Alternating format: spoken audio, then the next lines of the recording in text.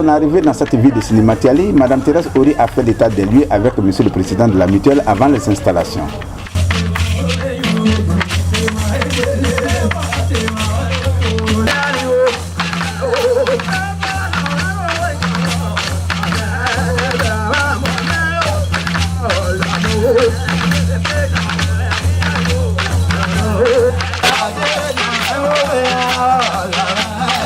La veille de l'inauguration de l'IFEF de Silimatiali a été consacrée par Mme Thérèse Ory à l'installation des équipements.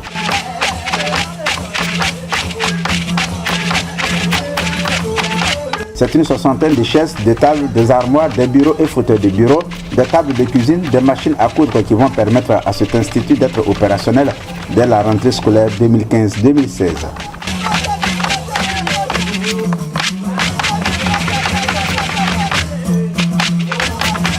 Une dizaine de personnes est venue porter main forte pour répartir tout l'équipement dans les différentes salles.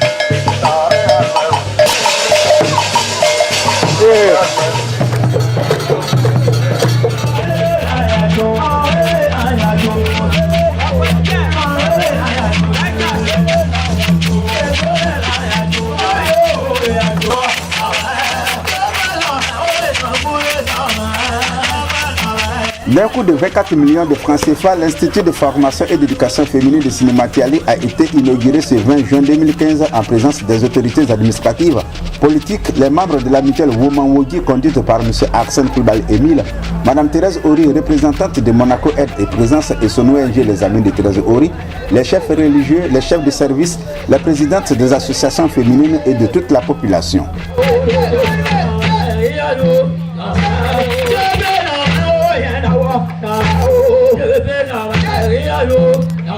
Le parrain de la cérémonie est M. le vice-président du Conseil économique et social, M. Yadé, avec la présence effective de M. le ministre de la Justice, Nyelema, du président Laurent de Nafologo et de Mme Koutouan, représentante de Mme le ministre Anne Ouloto.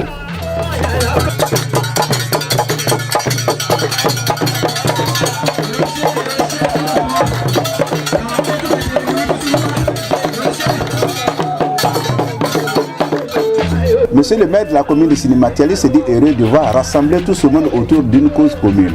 l'éducation de la femme, tout en remerciant les promoteurs et les donateurs.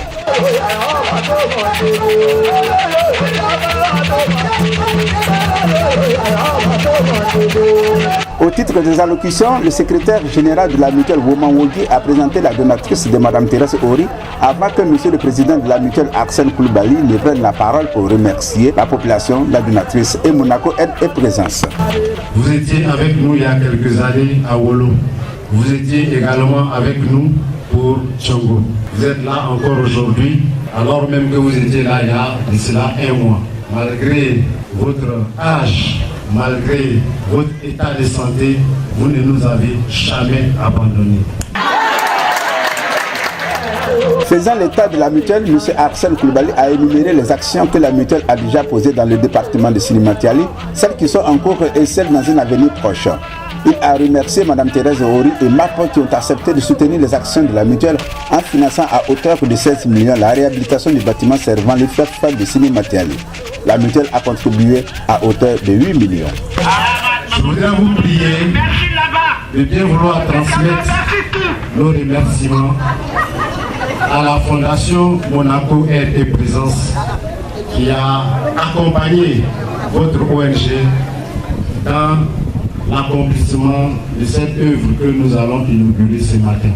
En effet, Monaco Aide et Présence du Prince Albert II de Monaco, l'un de vos sponsors dans le cadre des actions que vous menez partout dans le monde. Et lorsque nous vous avons soumis le dossier de construction de l'IFEF de Silimatiali, vous les avez sollicités et de façon spontanée, ils ont accepté de vous accompagner. Merci à vous-même, maman. Merci au Prince Albert II de Monaco.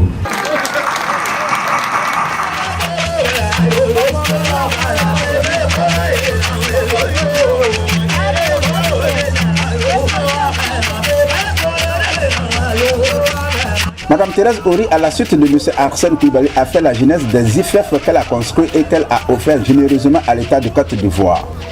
L'IFEF de Silimatiali est le 6e IFEF des amis de Thérèse Ori sur le territoire de la Côte d'Ivoire avec Monaco Aide et Présence. Et nonobstant son état de santé et son âge, elle est partie sur le territoire pour apporter un éclair de vie et d'espoir aux populations les plus démunies. Je suis très contente ici d'être aujourd'hui pour l'ouverture, parce qu'il y a 37 jours, j'étais là aussi pour voir la finition des travaux. Il y avait encore beaucoup à faire, mais tout le monde a bien travaillé. Je crois qu'ils ont peur de moi quand même.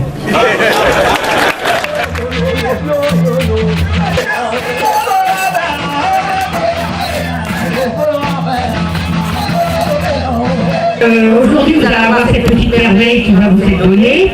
Donc Arsène vous a dit qu'il y avait eu leur contribution de 8 millions, il y a une contribution bâtiment de 16 millions pour finir les travaux, et il y a la consulte, comment dirais-je, une partie d'argent aussi de Monaco qui fait 5 200 000 pour équiper tout l'intérieur.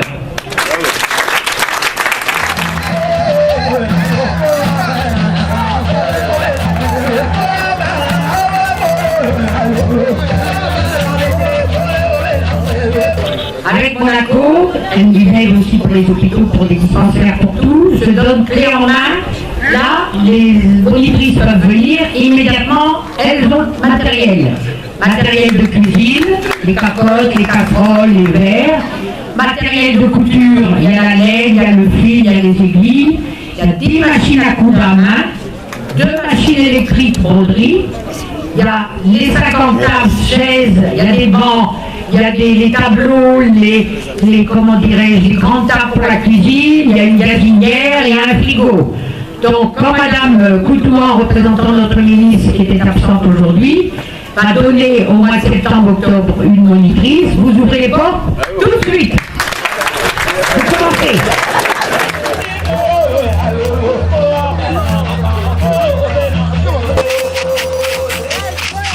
Donc je me suis fait un prêt d'honneur depuis 45 ans que je travaille sur la Côte d'Ivoire, c'est de donner la possibilité de démarrer.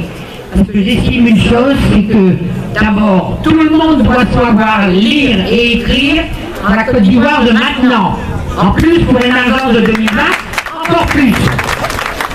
Donc, vous avez de la très belle lumière dans votre centre et il peut y avoir de la alphabétisation le soir. Donc, tout le monde doit venir apprendre à lire et écrire. Il n'y a pas d'âge.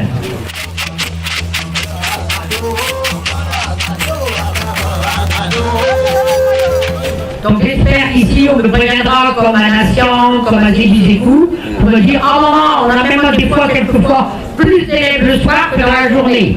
Alors ça pour moi, c'est un grand bonheur.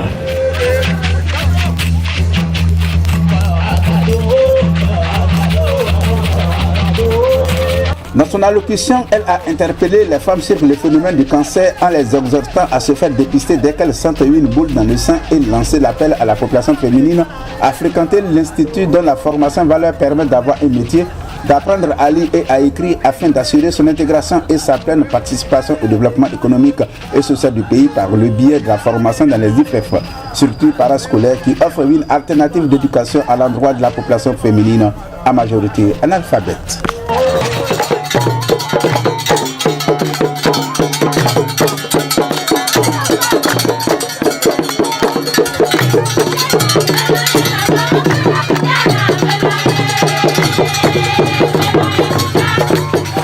Madame Couton, représentante de Madame le ministre de la Solidarité, de la Famille, de la Femme et de l'Enfant, a souligné dans son allocution qu'au-delà du caractère festif de la cérémonie, c'est une importance capitale et leur présence se justifie par la volonté de son ministère d'exprimer son soutien à toutes les structures ou initiatives dont l'objet est de contribuer à la promotion des droits de la femme et à son insertion socio-économique.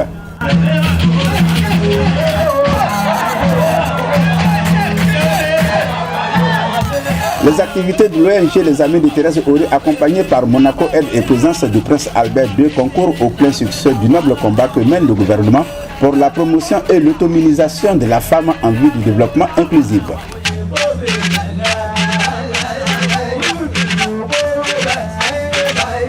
Les remerciements de Mme Couton ont été à l'endroit de la donatrice de Mme Thérèse Aurier et de tous les partenaires qui soutiennent les actions de la mutuelle. Aussi, elle a rassuré la population que l'IFEF prendra fonction dès la rentrée scolaire 2015-2016 avec l'affectation d'une monitrice.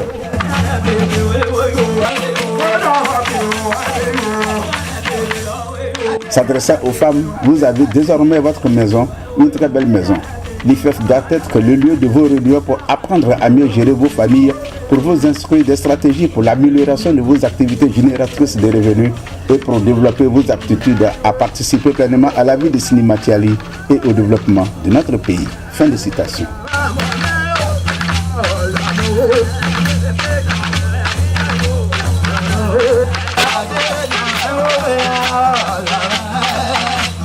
Tous les intervenants qui se sont succédés à la tribune ont eu le même message de remerciement, d'encouragement et d'exhortation.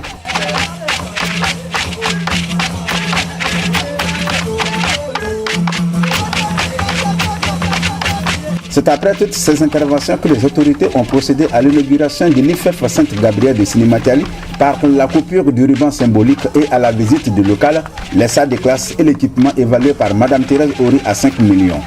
Il s'agit bien d'une cinquantaine de tables, de chaises, de bureaux, de 10 machines à coudre à la main, 2 machines électriques, des réfrigérateurs, d'une gazinière, de 3 grandes tables, des étagères, des ustensiles de cuisine, des fils à broder, des laines, des kits d'alphabétisation pour permettre aux premières auditrices de tout de suite commencer les cours.